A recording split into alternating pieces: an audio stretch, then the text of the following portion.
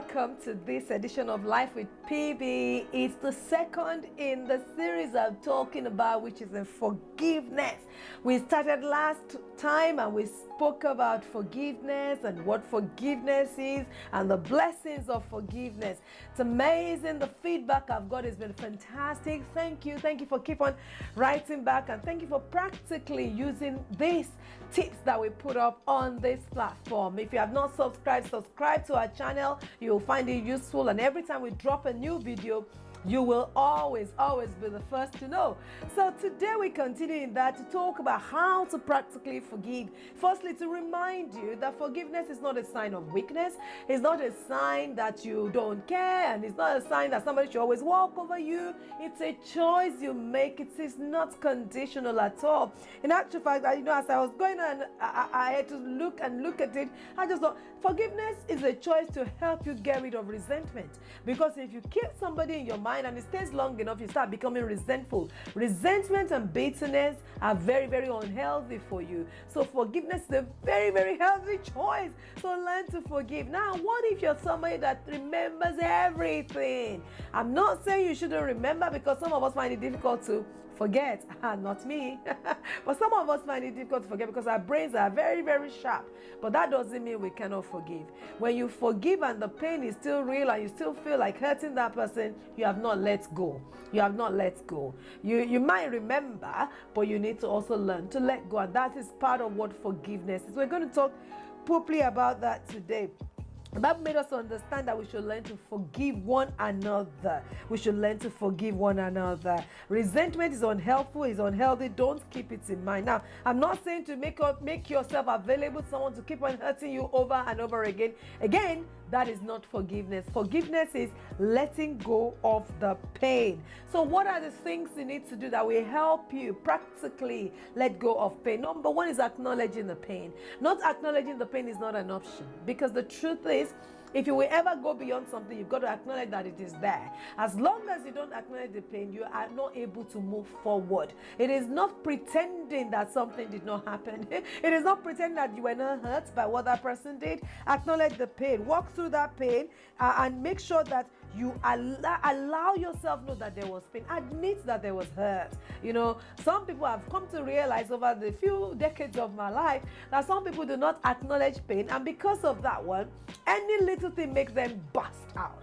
Because originally they said it doesn't matter, and different things kept happening, and they kept pushing it under the carpet, and one day something little happens and then they blow out. Between husband and wife, you need to admit if you are hurt. Acknowledge that pain. Acknowledge the pain. Now, I am not saying the other party will acknowledge the fact that they hurt you. You have no control over what the other party does, but you have every control over what you do. You have every control of what happens to you. So make sure, yes, you acknowledge the pain. The next one is think through things. Think through things. I always recommend that you write down what happened.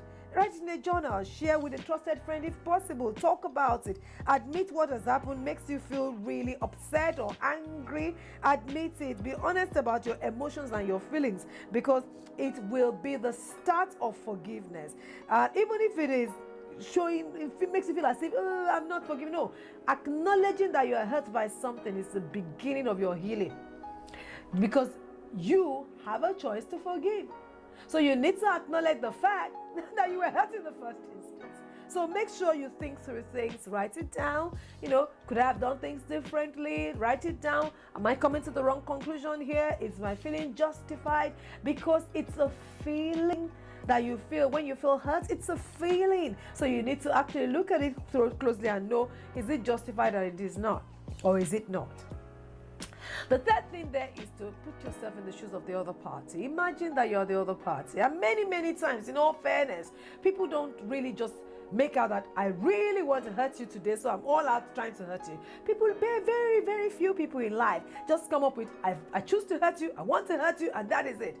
People most of the time do not tend to want to hurt. It just so happens. So sometimes put yourself in the shoes of that party. Maybe I would have done the same if I was in their shoes. Maybe it's, maybe they didn't think about it that way. Maybe it's premeditated. Maybe it's unpremeditated. So it's something that just so happened. So don't judge too harshly. Put yourself in their shoes. If you were in their shoes, maybe, just maybe, you will do the same. But let's now begin to talk about how to get over that pain element. The very first thing to think about is, particularly as a believer, what does the Bible say about forgiveness? Think about the Bible and its commandments. And the Bible made us understand that Jesus Christ, because while we're yet sinners, He died for us. He forgave us. He came to the world, knew my sin, knew your sin, and didn't hold any of it against us. And we still sin against Him daily, and He lets go. So think from the biblical perspective. Start thinking like a Christian. What will Jesus do about this matter? He will let it go. Then begin to say, okay, how do I let it go? And that's the next thing. Let go of the hurt. Not the event, the hurt. Many of us bring the hurt so close to heart and make it define us, determine what we do and how we relate to somebody next time. In fact, whenever the scenario is about to come up again, your defenses are already hurt because you are not letting go of the hurt. Ladies and gentlemen, you have the power to let go or to hold on to. The devil is an expert at getting a foothold when we have to make a choice to forgive. The devil is an expert of getting a foothold when we have to make a choice to forgive. You can sit down and choose to give all the reasons why you won't forgive that person. They've done it again. I told them not to do it. They choose to do it again and again. And so I'm not going to let it go. You can, because you have the power. But it will hurt you much more when you hold on to hurt, when you hold on to pain. So you have to decide to let go and not let the devil have a foothold in your life. Don't forget what I said earlier. Biblical injunctions concerning letting go. What does the Bible say? So choose to let go, choose to let go.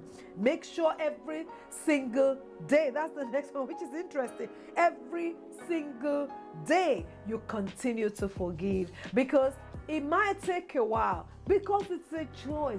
Choose to forgive every day. Choose to live in forgiveness. Tell yourself, I'm not going to hold anyone in unforgiveness, particularly this person. And the last but not the least, which is very interesting, is this. Start praying for that party. The moment you start praying for the party, at the beginning, you won't feel like praying at all for that party. In fact, praying for them will feel as if somebody is really, really pricking you.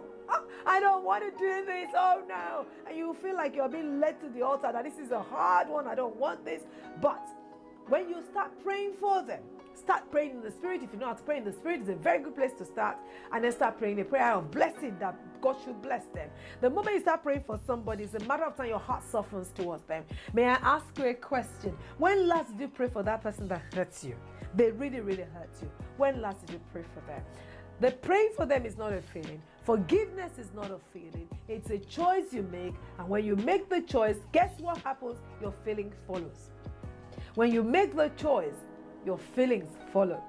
Your feelings can lie to you that you don't want to forgive, but make a choice to forgive and allow your feelings catch up with you.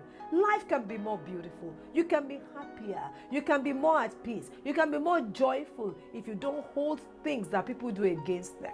People will do things against you regularly, particularly if you relate to people. And if you don't relate to people because you think, I'm going to be hurt, I don't want to relate to people, let me tell you this, you will still be hurt anyway. So you might as well relate to people. Let your beauty come out. Let people benefit from who you are, what you have to offer your world. Because you have a lot to offer your world, but you cannot keep on hiding like a hermit, and you cannot keep on thinking, I don't want to be hurt again. I've been hurt too many times, so I'm going to really just close myself in. Don't do that. Don't do that, because that will not be a blessing to you. So let me run through the practical ways, the 8 practical ways that you can help to actually consistently forgive, that will help you forgive other people, that we will experience true forgiveness. The first thing is acknowledge the pain. The pain is real. The pain is there. We're not saying ignore the pain. Don't brush it under the carpet. Acknowledge it. Yes, I was hurt by this situation. In actual fact, when you acknowledge it, I know you could acknowledge it with people, but I think it's actually always best to acknowledge it with God. With me, I tend to take these things to God and I acknowledge it with and before God. Then think through the things. Think through the situation. Could I have made it worse? Is there something I could have done differently? You could journal it, you could write it, you can look at the event and say, what could I do better next time? Because at the end of the day, the situation that created the hurt is coming from 2 ends. Many of us don't tend to look at ourselves, we look at the other party only. Try and look at yourself and see what you can do better. The next thing after that, right after that, is imagine being on the other person's side. Imagine you're on that other person's side. If you were on their side, would you have done exactly the same or even worse? which could be the case in some of our lives. And then after that, then begin to remember God's forgiveness in your life. God has forgiven you. God has forgiven you, and many, many, many things. Remember God's forgiveness. After remembering God's forgiveness, don't forget, remember and reflect on what the Bible says about forgiveness. The Bible made us understand that it's a commandment to forgive. So we forgive because we love God. We're not forgiving because of the person only. You forgive because you love God. You forgive because it's healthy for you. Then you reflect and reflect, and then you let go. Let go. You're not reflecting on the issue. You're not reflecting on the pain. You're not reflecting on the situation. You are reflecting on the word of God concerning forgiveness. And right on the back of that, you let go. Let it go. Let it go. Because you have a better and bigger and more beautiful life ahead of you. And then you realize with many of situations, you need to continue to forgive. It's not a one-off situation. In many cases, continue to forgive. Make up your mind that you will be someone that will forgive. And last but not the least, right after that, pray for that person. That is the biggest way you can discern the devil, because the devil does not want you to be a blessing to the person that just hurt you. I mean, come on, it doesn't make sense. I'm about to bless the man that has just hurt me. It does not make sense at all. However, even though it doesn't make sense, make up your mind that you will do that, and all of a sudden you begin to see the person differently. You begin to see the situation differently. Your feelings begins to change. Don't forget what I said. Your feelings will follow your choice. When it comes to the issue of forgiveness, it probably will not come automatically for you to just forgive and let go. No, your feelings will follow your choice. Your feelings will follow the practical steps you have put in place to forgive. So go ahead, give that a try. Share your testimony with me. I know it works because I practice it. I do it regularly. And because of that, I don't hold people in unforgiveness, because I've made a choice to forgive. While we're yet sinners, Christ died for us. Make a choice to forgive. Release yourself, not even that person. Release yourself so you can enjoy miracles, happiness, joy, peace, gladness, and many, many more. All right. I hope that has been helpful. Thank you for being on this channel. Thank you for your time. Share this with somebody else, because I know it will bless them. Till we'll see you again. Bye-bye.